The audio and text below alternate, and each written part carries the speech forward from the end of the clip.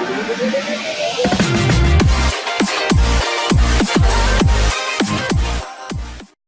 welcome to the results call of ICICI Prudential Life Insurance Company for FY 2018.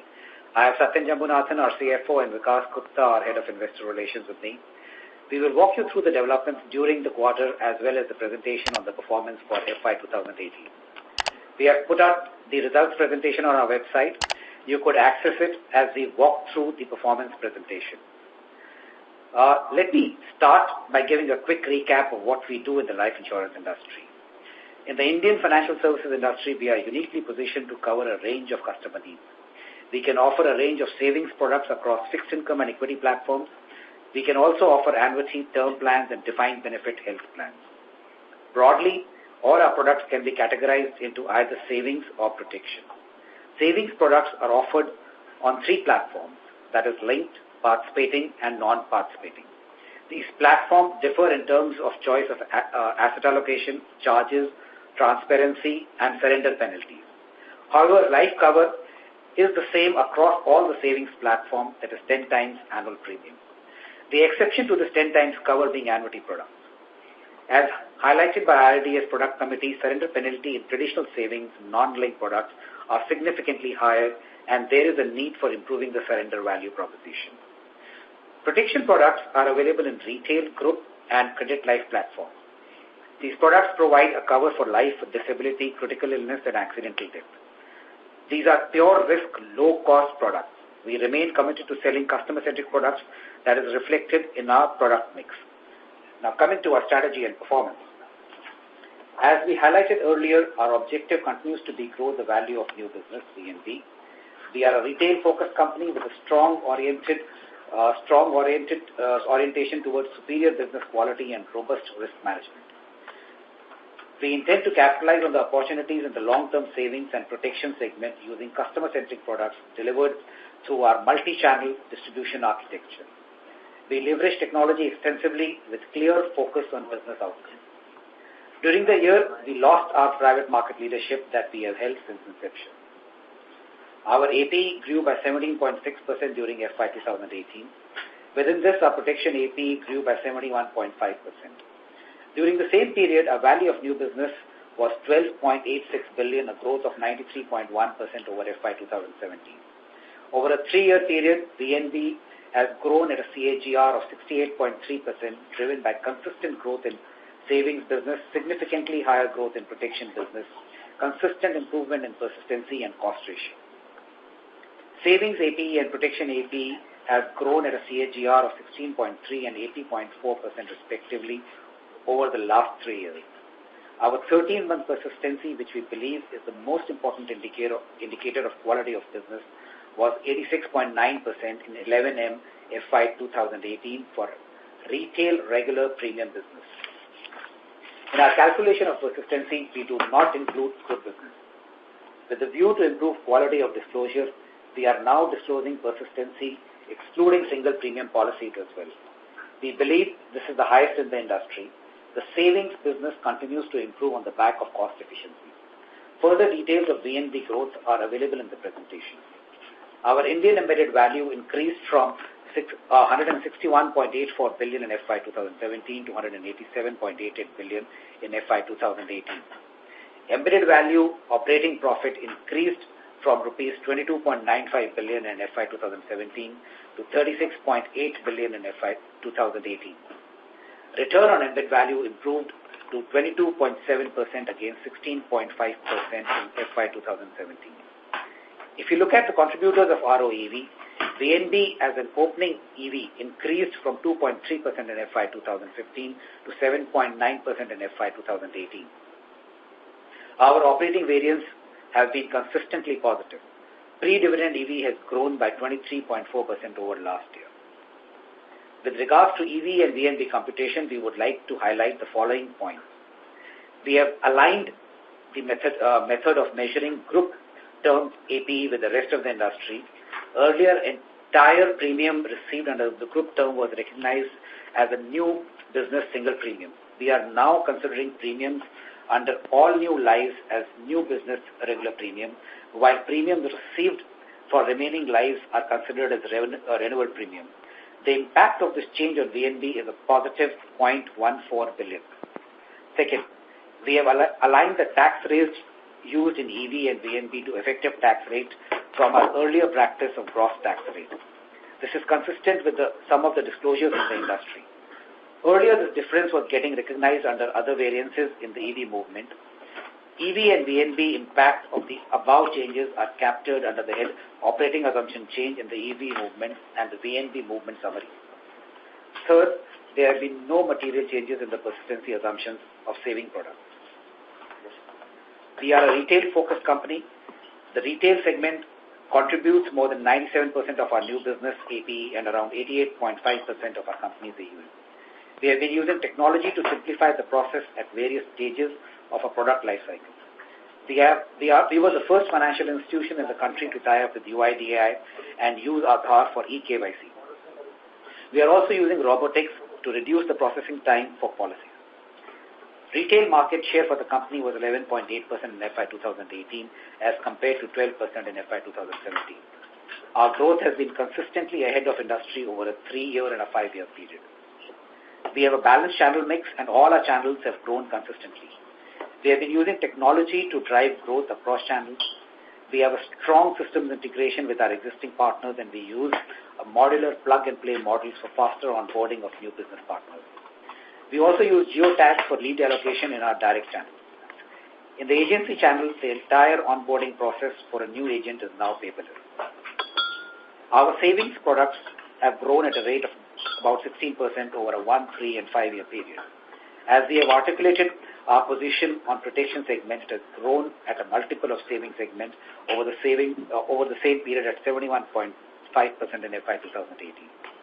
In the savings segment, we have been focused on creating value for customers and shareholders by consistently improving persistency and the cost ratio. Our persistency has improved consistently over the last 5 years for both linked and non-linked categories. Within the linked segment, the equity mix is broadly in the range of 50 to 60%, with certain customers choosing a predominantly fixed income portfolio and many others predominantly equity. What is important is that persistency is similar across the range of asset allocation choices. Use of technology has helped in improving the cost ratios of our savings business. 64% of our policies get issued within 2 days. Use of analytics for underwriting based on customer profile is one of the key reasons for us having the highest average premium across the industry. For the protection segment, we have a comprehensive suite of products with the focus on value of creation through smooth onboarding and robust risk management. We use analytics and real-time connectivity with the different ecosystems for automated underwriting. We have been pioneers in tele-underwriting in the country. We offer convenience of medical tests at home to our customers. All these have resulted in a strong growth in protection business. During FY 2018, protection policies contributed about 40% of the total retail policies. We have a strong focus on business quality. Our 13-month persistency for retail regular premium business was 86.9% for 11M FY 2018, which we believe is the best in the industry. We have seen meaningful improvement in persistency across cohorts for 11M FY 2018.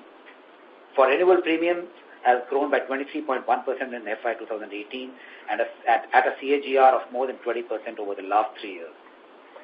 We are the first in the industry to offer paperless registration of ECS mandate. We offer approximately 250,000 physical points of presence for renewal payments. Our online payments also offers e-wallets, UPI, Bharat QR, etc. 40% of our renewal premium is collected through digital medium. Technology has also helped us in improving our customer experience for service transactions. 72% of service transactions are based on self-service. We have also enabled online platforms for partners to service customers. Our average time for claim settlement has improved from 6 days in FY 2014 to 3 days in FY 2018. Our total cost to TWRP ratio was 13.7% for FY 2018 compared to 14.1% in FY 2017. 93% of our new business applications are initiated on our digital platform. Technology has helped us in improving employee productivity from rupees 2.12 million in FY 2012 to rupees 5.3 million in FY 2018. Our PAT for FY 2018 was 16.2 billion compared to rupees 16.82 billion in FY 2017. This drop in PAT is on account of new business growth, particularly in the protection business. The board has recommended a final dividend of rupees 3.3 per share, including a special dividend of rupees 1.1 per share, which translates into a 59.8% of PAT excluding DDT for H2 FY 2018. Given the growth opportunities, special dividend may come down over FY 2019. The dividend proposals are subject to shareholder approval. Our solvency as on 31st March 2018 was 252%. To summarize, we aim to tap the growth potential for both savings and protection segments. Our business objective continues to be growing the absolute VNB. Our customer-centric approach across the value chain from products to claims management and strong focus on business quality positions us well to capitalize on this opportunity. Our multi-channel architecture is backed by a strong technology platform. We have a strong capital position to support this growth. Thank you so much, and we are now happy to take calls from you. Questions from you. Thank you very much. Ladies and gentlemen, we will now begin the question and answer session. Anyone who wishes to ask a question may press star and 1 on the touch-tone phone. If you wish to remove yourself from the question queue, you may press star and 2. Participants are requested to use handsets while asking a question. Ladies and gentlemen, we will wait for a moment while the question queue assembles. We will take the first question from the line of Dhaval Gara from Sundaram Asset Management. Please go ahead. Yeah, hi. Congratulations on a very strong performance on margins. The first question was on the sensitivity that you've disclosed. What's the reason for a significant reduction in acquisition expense related sensitivity? FY18 versus FY17, 16 seems to have seen a huge reduction. Dhaval, if you will notice, my non-commission cost ratios in FY18 have come up quite sharply.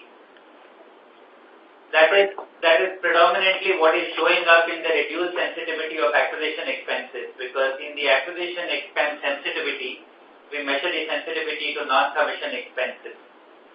Also, at an aggregate level, as the profitability itself of the portfolio has improved, you'll find that most sensitivities have actually become more muted. Okay. So overall, has there been any change in the cost inflation that you would have assumed this year compared to earlier, when FY17 or 16? Not really, though. And this sensitivity is actually testing only the acquisition cost. Okay.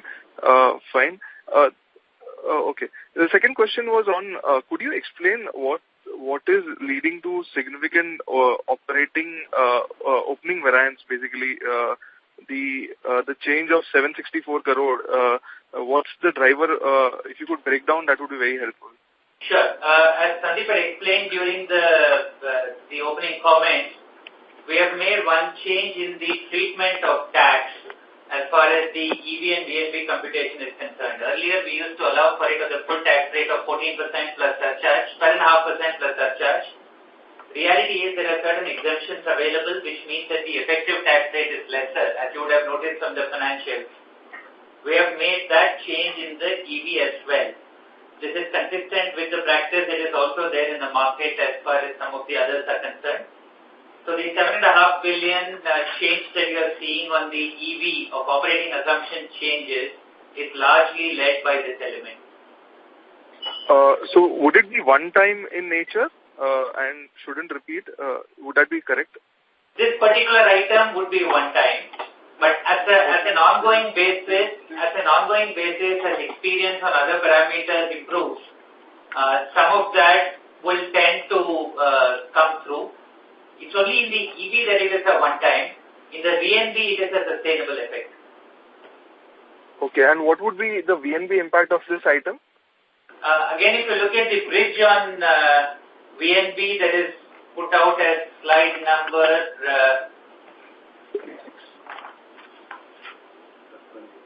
number 26, there is an operating assumption change of 1.3%.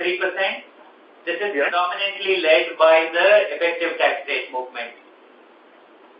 Okay. So, okay, got it.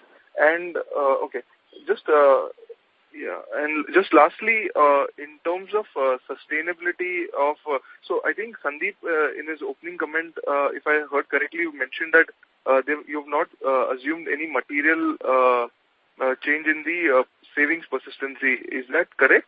That's correct, Dhaval. Okay. So would that be an additional driver for margin expansion into FY 19 and 20? Would that be a correct? So what could, just trying to understand what can drive margins up further from here and what could take it down. So just upside and downside risk to the current margin that we've reported. Sure. So the factors that affect the future profitability remain unchanged. It is the protection business, it is the persistency and expenses to a lesser extent. To the extent if we are able to maintain our persistency, even at the current levels, that's an opportunity for improved margins going forward. Okay. And just lastly, could you share the PV, MVP or the margins, PVFP margins if possible? I mean, just wanted to understand how different they are versus, at the time of IPO, has there been any major change or they're broadly there? Dhaval, we haven't put that out, but structurally with improving persistency, you would expect that to improve. Okay, and there would be like more than 10% improvement or it's just some qualitative work? We haven't reported that number separately, Dhaval. Oh, okay. Okay, fine. Thank you and all the very best. Thank you. Thank you. Thank you. The next question is from the line of Adarsh Parasrampuria from Nomura. Please go ahead. Hi. First congrats. Seems phenomenal set of numbers. I had one question, but there'll be 2-3 rolled into again the VNB side. Firstly, you talk about the improvement of 4% coming from mix. Some part is protection. Can you talk about the rest of it? Can you try and, whatever qualitatively break that 4%, please? Sure, Adarsh. If you recollect through the past quarters as well, we have been highlighting some of the changes in the product mix even outside of protection. Yeah. The same elements hold true. In addition, there is the protection mix coming through. So there is nothing else other than my par mix has remained largely stable over last year. It's not changed too much. So the mix change that you see is within the unit-linked products, the newer products that I have been selling, as well as the protection mix. One of the things I noticed in your par product is the persistency has improved drastically, and historically one of the reasons, at least that we've had discussions around, was till those persistencies don't improve, we would not be too inclined. So is it now broadly time enough for you to move up on the par mix, because that's like a big lever for margins? Again, Adarsh, our approach continues to remain the same, that we do not target a mix there. But what you mentioned is actually very relevant. With the improvement in par persistency, it does make us much more comfortable to do more in that business. And the third question is relating to, again, the changes of persistency not being taken. I go back to the third quarter. You did make a mention that you all review those persistency assumptions in the fourth quarter. Seems that, or you're telling that you've not taken a lot of it. If you can just talk about why you wouldn't have taken it and what will make you take that, because the improvement still continues to be pretty large. And so where are you on 13th month in terms of assumptions, and what's the threshold of you start taking into your margins, say, in FY19? In a sense, there is no exact science to this as to when I start taking it. But to just context what you said, assumptions for the savings product for 13th month persistency is 82.5. Really what we are looking at and our experience is about close to 87% overall. Our comfort will really be there when we start seeing this translated across all the years in a consistent fashion.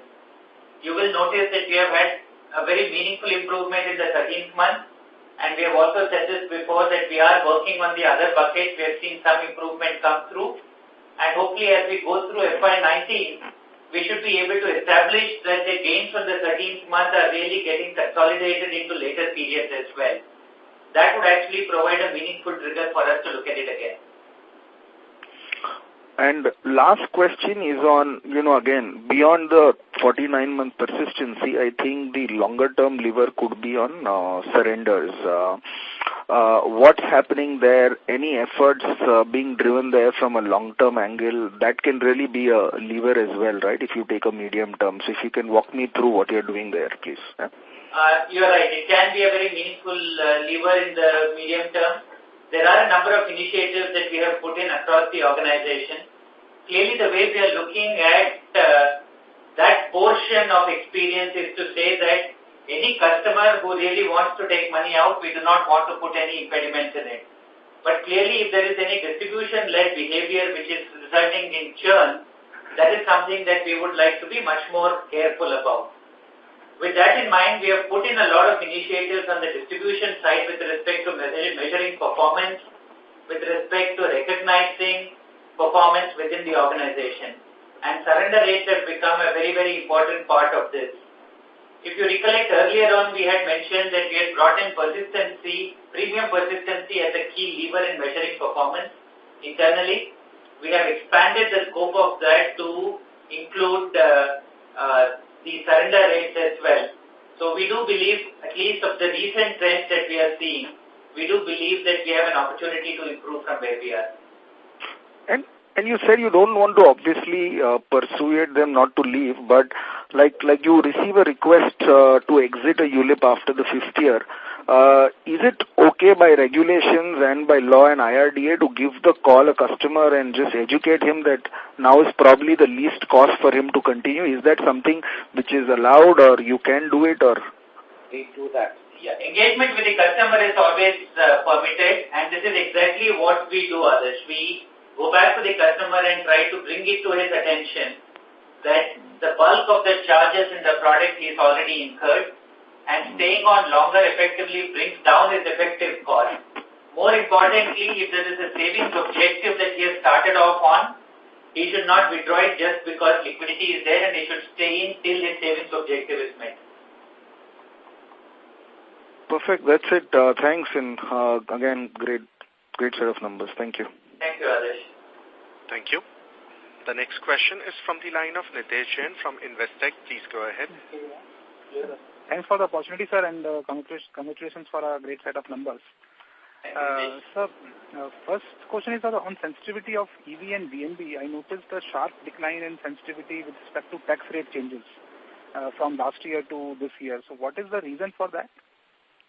Like I said, Nitesh, on an earlier question, overall all sensitivities that you see coming down is also a function of the improved profitability.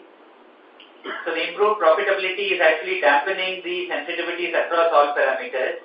Tax rate also is one of them. Even when we move to a gross tax rate, there would be an effective tax rate that would be applicable. Earlier, when we were not operating on an effective tax rate at all, I was measuring the sensitivity on a full tax rate of 14-something to 25%. Now I'll be measuring the sensitivity of an effective tax rate of 8-something to whatever the effective under a 25% regime would be. So that also comes through as a lower sensitivity to tax. Okay, because your sensitivity now becomes one of the lowest among peers, while your sensitivity was the highest to tax rate last year. So there is a very sharp decline in sensitivity. Absolutely, and I think always sensitivities we should look at in the context of the base assumptions as well. So yes, you will have to look at it in that context. And secondly, on the operating variance, Sandeep sir also mentioned that there is some protection change. Can you just elaborate on that? Protection. So we just talked about changes on the group AP accounting. That's it. So what we said was that in the group, when we account for group AP, we have started recognizing the new customers which come on board as a new business regular premium, and the existing customers premium is not yet accounted as a renewal premium. So the net impact is a positive VNB of 0.14 billion. So it's not a variance issue, Nilesh. This is the definition of new business under the one-year renewable group term. And and the impact on overall VNB on that account. Okay. So the entire operating variance is just on account of that tax rate change? The entire operating assumption change. Assumption change variance is on account of tax rate change. A large part of the assumption change is tax effect. The variances are the better experiences coming through. And lastly, can you share the share of protection among retail protection, group term, and mortgage-based? Nidesh, we are not disclosed that separately. But what is important is all segments for us have been growing. Okay. Is it reasonable to expect that the mortgage-based has grown at a higher rate than retail and group term? That is correct, Nidesh. Okay, sir. Thank you, sir. Thank you. That's it from my side. Thanks, Nidesh. Thank you. The next question is from the line of Siddesh Matre from SPA Securities. Please go ahead. Hello, sir. Congratulations on good set of numbers. Thank you, Siddesh. Yeah. I was just looking at your FY17 gross premium income. Siddesh, can I request you to speak up a little bit, please? Okay. I was looking at your gross premium income of FY17. It is around 20,835. But your March 18 renewal premium is just 17,085. A difference is of around 17%. That cannot be because of just the policy lapse thing. Can you explain what is the difference between that? Why there is a 17% difference over there? Hello? I'm just looking at the numbers, Siddesh, as you're speaking. You are referring to the March 17 premium income.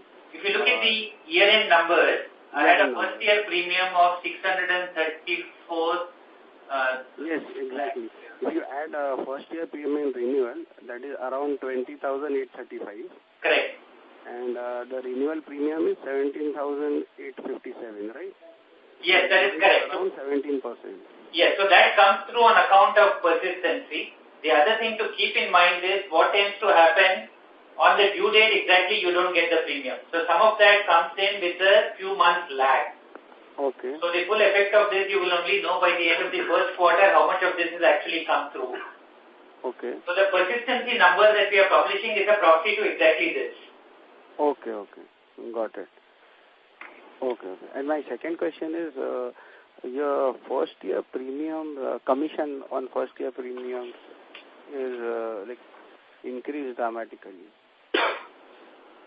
Yes, that is a function of the product mix. So the new product that we have been selling in this year have had a higher commission rate that is coming through there. But you will also notice that even including a higher commission, my overall expense ratios have come down. Right. And I think eventually from a profitability outcome or proposition to the customer, it's the total expense ratio that matters and not each element of it individually. Okay, true. Fair enough. Yeah. Thanks a lot. That's it from my side. Thank you, Sudesh. Thank you. The next question is from the line of Vinod Rajamani from HSBC. Please go ahead. Thanks for the opportunity. Congrats on an excellent set of results. Actually, all my questions are answered. Thanks so much. Thanks, Vinod. Thank you.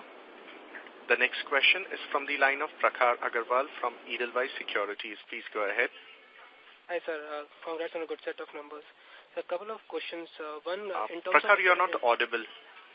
I'm audible now? Yes, thank you. Yeah. So from overall segment perspective, how are you seeing the trend on protection margins? I know you don't disclose it individual product-wise, but are we seeing some pricing pressure at least on a protection side? Not really, Prakhar. I think we have said this on a number of occasions. Different segments of the protection business are subject to different pressures. If I were to take the group term business, that tends to be a very price-sensitive market. If I look at a credit life business, that can be a function of what your partner is willing to accept. Retail business tends to happen largely through your own distribution. And to that extent, while price is important at some point, by and large it is about the distributor taking a proposition to the customer. Okay. So a couple of more questions. One is in terms of your tax rate sensitivity disclosures. We have changed our sensitivity disclosures to around 25% versus earlier that we used to give on 28.8%. Any reason for that? No, I think 25 is a better rate. I think it is basically based on what the government has articulated to be the corporate tax rate over a longer term basis. So it's just more an indicative number. So the change that we had, so earlier the sensitivity was around 11% if I am looking at it. No, we were earlier taking the gross rate, which was 14% now, and giving the sensitivity at about 25% plus surcharge. So, you can take any number for sensitivity. We believe a 25% is more simple and is clearly articulated by the government that they would want all corporates to move in that direction. So, from that perspective, we have just put that out. I think, Prakhar, none of these sensitivity magnitudes is intended to illustrate what the answer will be. It is only intended to show that if the change is by so much, then what happens? Okay. And so the last question is on your persistency assumptions, persistency. So when you look at various channels, when I look at a bank insurance channel and corporate tie-up channel, both of them has seen some decline in your ULIP product persistency. Any thoughts on that? Not really. These are, if I were to look at it from last year to this year, you will still see an improvement in persistency across those channels as well, Prakhar. Okay, because I was just looking at your slide and I saw fourth year consecutive that there is a decline in at least from corporate channel in terms of ULIPs. Okay, so it's just one small change that we made to the structure this time, Prakhar. Until last year, all of the persistency numbers that we were showing included single premium as well. As Sandeep explained in his opening comments, we believe that only the regular premium business is where persistency is relevant. So this year we have shown all of the numbers only on regular premium. So earlier numbers are also adjusted to that fact as of now? No, there is no earlier number in the current presentation. You would have seen it from the earlier presentations. The earlier presentation. I am looking at your slide number 47, which says different, FY15, 16, 17, 18, 4-year numbers. This is product mix, Prakhar. This is not persistency. Okay. Okay, thank you so much, sir. Yeah, thanks. Thank you. Before we take the next question, we would like to remind participants that you may press star and 1 to ask a question. The next question is from the line of Abhishek Saraf from Deutsche Bank. Please go ahead. Yeah, hi. Congratulations for a very good set of numbers. So while most of my questions have been answered, just a few things on growth. So effectively in the fourth quarter, obviously your growth came down, courtesy also the higher base last year. But if you see in terms of how the other players have also shown, so effectively our growth have been a bit on the lower side. So what are your thoughts on growth going forward?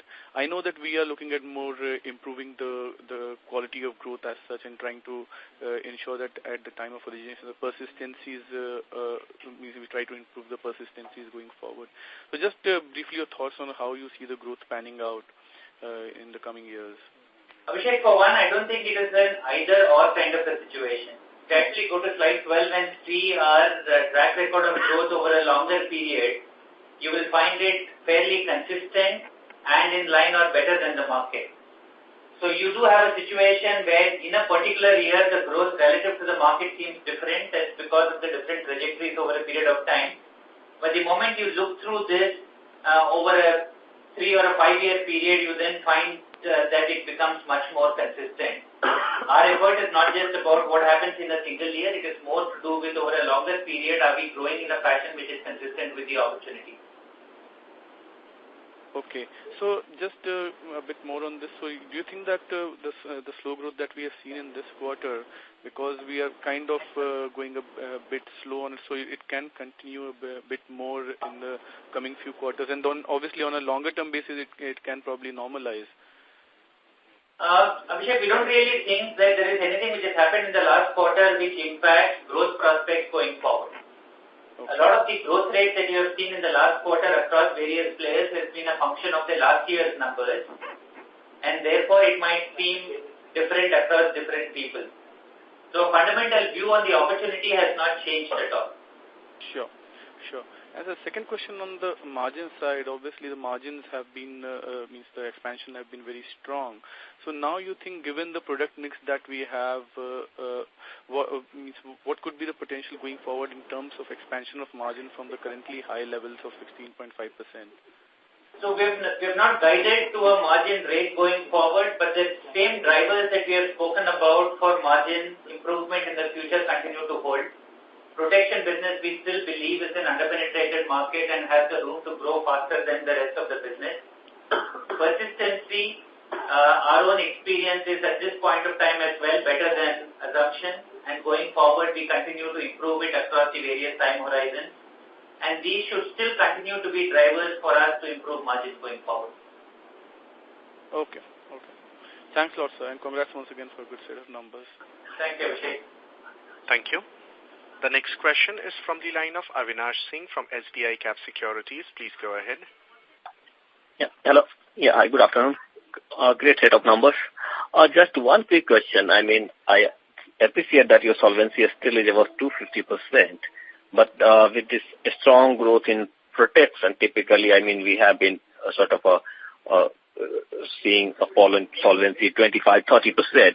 I mean, so what explains this sort of higher dividend payout? Because, I mean, what sort of a solvency, a comfortable solvency band you would like to operate? Because, I mean, when we are going in an area which is sort of eating capital, I mean, a higher dividend, I mean, is something that, okay, I would like to understand. Okay, what sort of your comfort band for solvency? Avinash, the regulatory solvency, as you are aware, is 150. Yeah.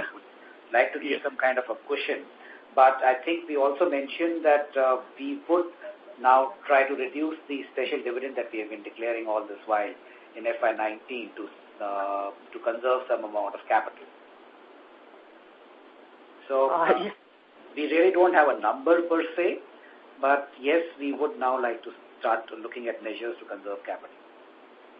Yeah, I mean, no, so I mean, in FY18, the dividend payout has even gone up. So I'm just, I mean, yeah. It has not gone up. It is the same level as last year. We paid 60% dividend payout for almost, I think, 3 half years. And I think what the difference in number you are saying is because of the accounting treatment change in FY17 from a cash basis to an accrual basis. So that is the only difference. Our dividend payout has been at a pretty similar level, which is 40% regular dividend and about 20% special dividend. As I did mention, we would be looking at reducing the special dividend during the course of the year. Okay. Thank you. Thank you. The next question is from the line of Nischint Chawathe from Kotak Securities. Please go ahead. Hi. Congrats for a very good set of numbers. I was just looking at, the surplus in the linked business, and that has actually come down from 484 crores to 202 crores. So just wondering how should one think about it? So that is really the effect of new business which is written into that fund. If you look at it combined over the linked life and linked pensions business mission, you will see that it has grown. So yes, of course, in the line segments where I'm writing business, the new business strain will bring down the profit in that segment. Yeah, but I think the share of ULIPs has anyways gone down, right, on a year-on-year basis? It's still fairly similar levels. It's just a marginal change which is there. It's only the protection change which has happened. Within savings, my bar has moved up only from about 9% to 10%. It's not changed all that dramatically. But if I add the linked life, which is segment H and I, right, even then I can see a fair bit of decline, even if I...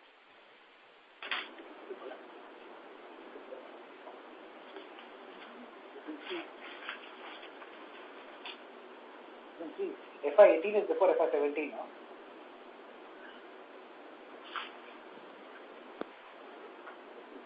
Okay, I'm just looking at the disclosures. If I see the year-ended asset, last 2 columns, in the segments, the segment surplus or deficit is on page, the segment surplus or deficit for linked life has actually moved up from 20 48,210 lakhs to 48,470. Sorry, it is the other way around. Sorry, my mistake. Yeah. It is the other way around. Okay, sorry, my mistake. Just one more thing on the, if I look at the protection business, you seem to have grown this more on the banca side. So is my observation right? And, just kind of trying to understand the trend because most of the players are going more it in the online and the other segments. No, Nishit, it's not as if it has grown on the banca side. In the banca, mix of protection has gone up for banca standalone. But my protection mix still continues to come from all of these channels, and agency is still a substantial contributor to it. Okay, sure. And can you give the breakup of protection across all the three segments?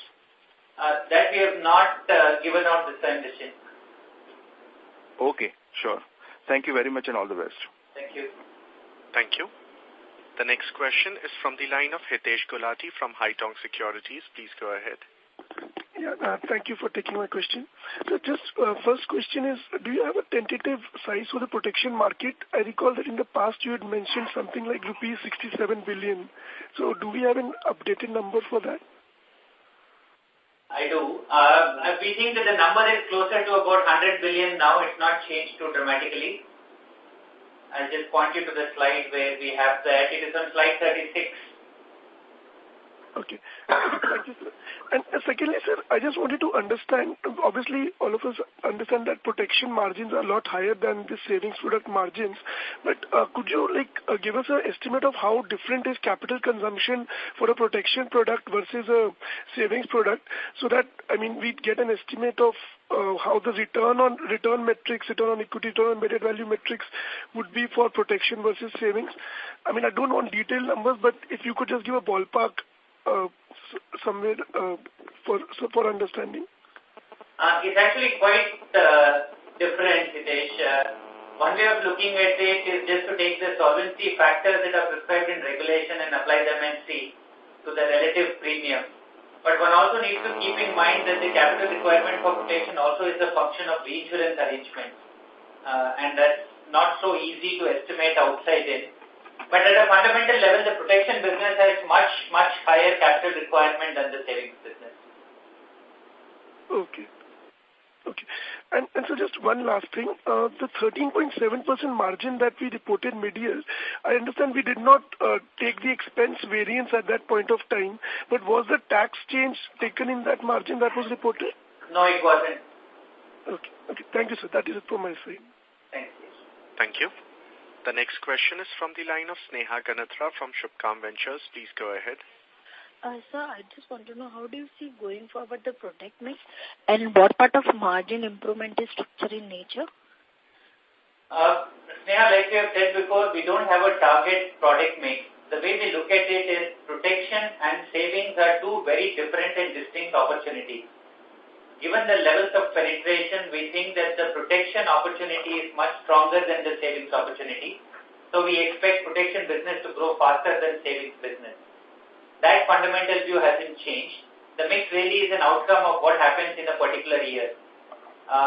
So that is the one factor which will drive margins going forward. And as I said before, persistency is the other aspect which can drive it. Okay. Got it. Thank you, sir. Thank you. Thank you. The next question is from the line of Neeraj Toshniwal from Emkay Global. Please go ahead. Hello, sir. Congrats on the good set of numbers. I think the protection business has run out too fast, than the street was expecting, and any color on that in the future course of, outlook, how it's going on, and, what we can expect for the future. It's going to be stable at this around, at what rate we are growing is very fast. So, how do we are factoring in, what are the assumptions one should work on? From a protection growth, clearly 80-70% growth rates are not something which will carry on for much longer. But we do believe that protection still has the potential to grow much faster than savings. We haven't, unfortunately, given any specific guidance on what it can be. But I wouldn't quite say that the 70-ish kind of growth will continue. What one must also keep in mind is that the 71% growth also includes that element of how we are measuring group term new business this year. So if you, without that, it's been a fairly normalized growth rate. It's not as if it has run up too dramatically. Okay. Any number you have without, if you can just give us numbers without that, if at all? I think the more relevant measure of that reclassification is what is happening to value of new business, which we disclosed. 0.14 billion is the impact on value of new business out of making that change. Okay. Okay. And also, I mean, just wanted to understand how is your credit life growth picking up? I don't know the numbers, but overall mix, how it has been and where are we heading? I mean, in terms of, I know we don't disclose partnership numbers as well, but I just wanted to know how it's going on for you because everybody is increasing and competition is increasing in this segment. Of course, and like we have said, even at the end of last year and through this year, our focus has been on building partnerships in that space. So some of those partnerships have now started to produce. So again, like I said in an answer to an earlier question, the growth on the credit life for us has been a little faster than the rest of the protection business. We still are very positive about that opportunity going forward, keeping in mind the partnerships that we have been able to put in place. Okay, and in terms of the breakup you have given slide 26, so it's fair to assume that if we don't consider any variance or assumption change, a 4% kind of improvement is because of the product mix, and going forward it's attributable to, I mean, the kind of product mix we'll be having. So kind of margin we can adjust, I mean, basically 16.5 can be adjusted for these variances to have a fair outlook of your margin. I'm not so sure you can do that because the product mix impact of 4%, some of it, like we had explained at the half year and 9 months call as well, came from savings products that we had launched during the year. Okay. So that's not going to be an incremental kicker for next year. Beyond this, product mix can only come from protection mix increasing beyond where we are. Okay, got it, sir. Again, sir, congrats on very strong set of numbers. Thank you. Thank you. The next question is from the line of Abhishek Saraf from Deutsche Bank. Please go ahead. Yes, sir. Thanks for the opportunity again. Just one small question on your credit life. So what would be your attachment rates in credit life and how has it evolved, let's say, over the last 3-4 quarters? If you can just give some light on that. Across different partnerships, Abhishek, the attachment rates can be quite different. That's something which is still evolving. We think that the current levels of attachment are not so high as to exhaust the opportunity. We think there's a lot more work which can still happen on improving attachment from where we are. But we haven't specifically at this stage given the current attachment rates.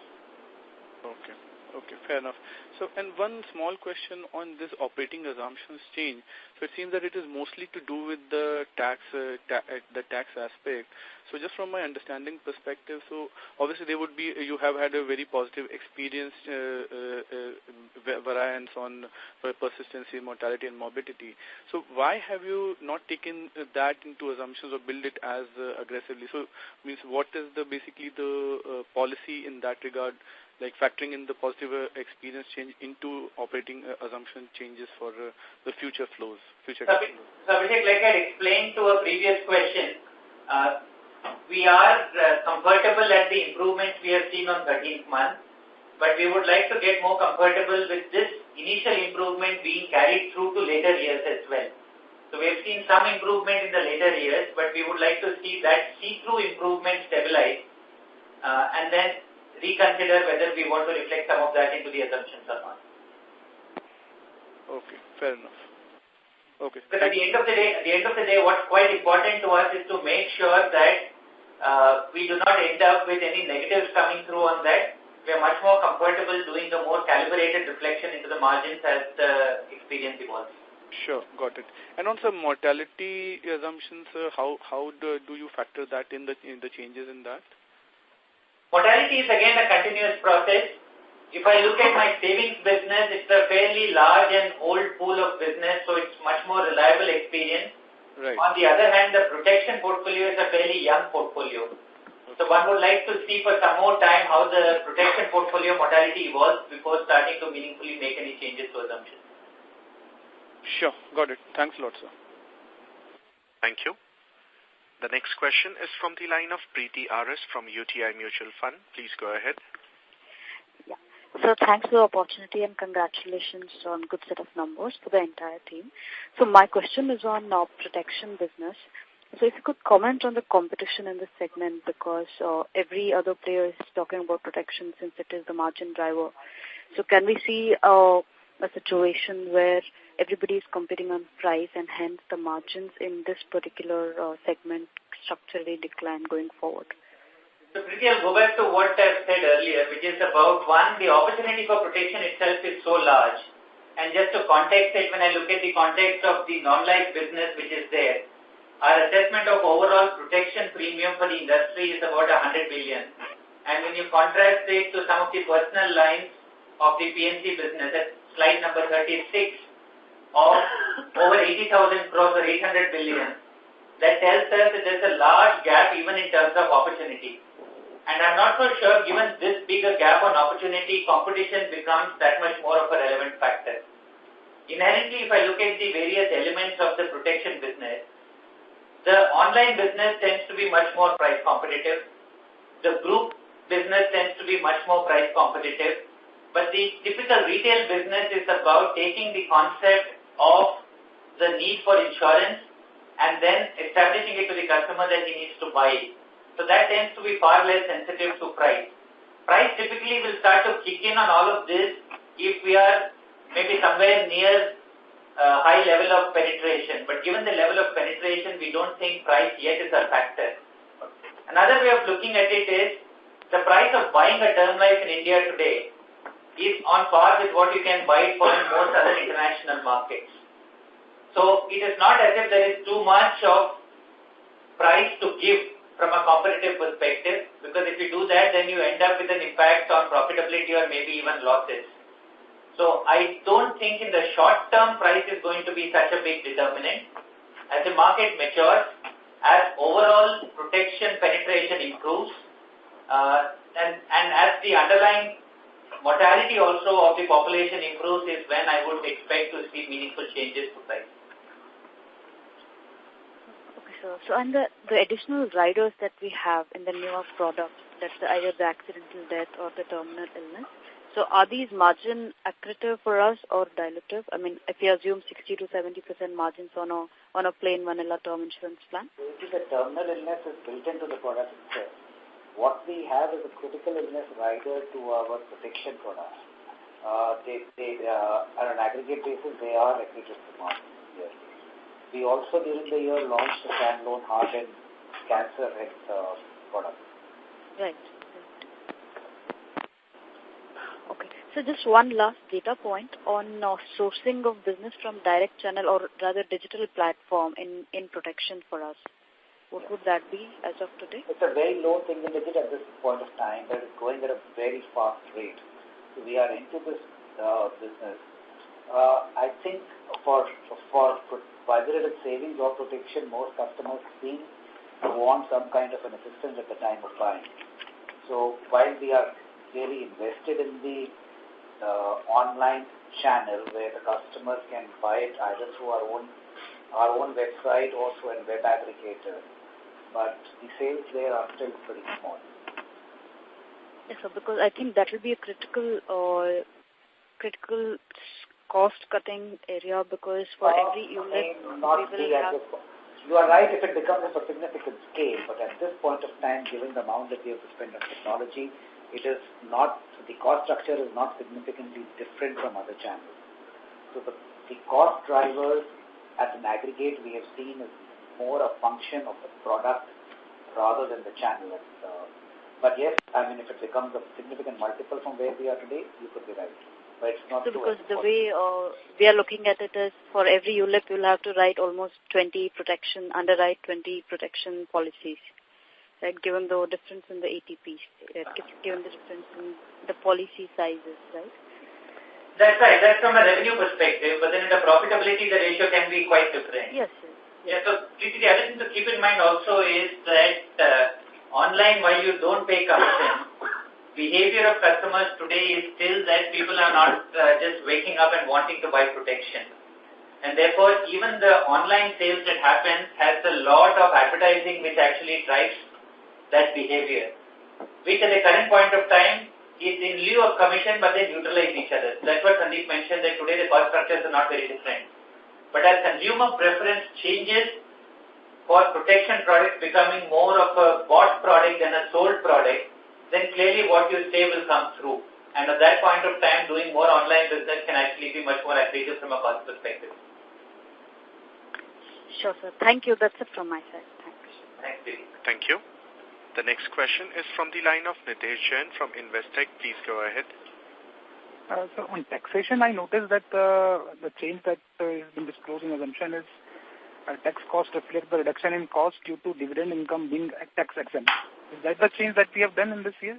That is correct, Nidesh. What we have as a corporate taxation is any dividend income that is received is reduced from income in the computation of tax, and that is what causes the lower effective tax rate.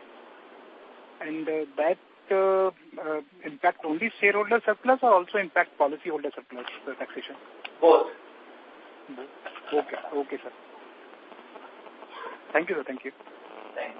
Thank you. The next question is from the line of Harshit Toshniwal from Jefferies. Please go ahead. Hi, sir. Congratulations for a good set of numbers.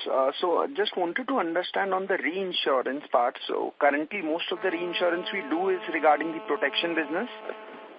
That's correct. Okay, and sir, if I look at a protection business, how is this structured in a way? So basically the actual costs which we incur as a percentage of the total premium, how much, so in general, what are the terms of the reinsurance? Can you explain how much of cost or how much percent of cost do I get back if I do the reinsurance? It's not like I get back any percentage of cost, Harshit. What tends to happen is, if you look at the overall reinsurance premium to total premium, at a portfolio level, it is just about 1%. Right. In the protection business, it tends to be more. Somewhere around 50? So it will be much less than that. It's a function of what is the amount of risk that I'm holding on my balance sheet and what is it that I'm ceding to the reinsurer. Right, but when I'm reinsuring a particular part, then for that part I realize the profits upfront? No, I don't. I don't, because what I'm doing is that once I have reinsured some portion, my liability stands reduced. Against that, I have a liability to the reinsurer. So I don't get a P&L release at all at that point of time. P&L release only comes in if my actual mortality experience is better than my expected experience. Okay.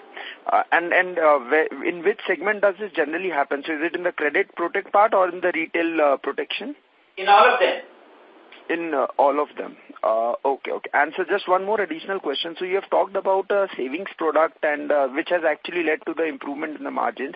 Can you throw some light on what specifically changes are there in that product in terms of maybe tenure of the product or the premium structure or the commission structure?